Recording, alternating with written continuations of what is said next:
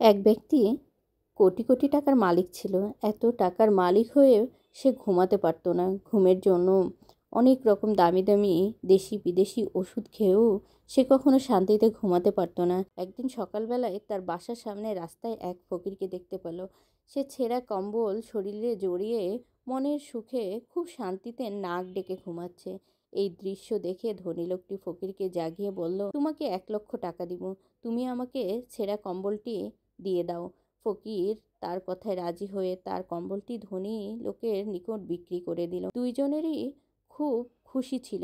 ধনী লোকটি ভাবল, যাক, এখন থেকে আরামে ঘুমাতে পারবো। আর ফকির ভাবল, একটা সামান্য ছেঁড়া কম্বলের বিনিময়ে 1 লক্ষ টাকা পেলাম। যাক, এই টাকা দিয়ে আমি খুব আরাম আয়েসে জীবন চালাতে পারবো। যখন রাত হলো, ধনী লোকটি খুশি হয়ে কম্বলটি জড়িয়ে ঘুমাতে গেল, কিন্তু অনেক চেষ্টা করেও সে সারা রাত ঘুমাতে পারল না। সকালবেলায় ধনী ব্যক্তিটি বাসা থেকে বের হয়ে দেখতে পেল সকালবেলায় সেই ফকির এখানে শুয়েছিল, সেখানে বসে ঝিমাচ্ছে। সারা রাত সে ঘুমাতে পারেনি। ধনী ব্যক্তিটি সেই ফকিরকে দেখে অবাক হয়ে ভাবতে লাগলো যে 1 লক্ষ টাকার পরেও সে কেন দরজার সামনে পড়ে আছে। সে চাইলে তো 1 লক্ষ টাকা দিয়ে সে অনেক ভালো কিছু করতে পারতো, ভালোভাবে থাকতে পারতো। ধনী ব্যক্তিটি ফকিরের কাছে গিয়ে বলল, তোমার ছেঁড়া কম্বল তুমি নিয়ে নাও, আমার দরকার নেই। ফকির তাকে বলল, না, টাকাও আমার চাই না, আমার ছেঁড়া কম্বল আমাকে দিয়ে দিন, আর আপনার টাকা আপনি ফেরত নিন।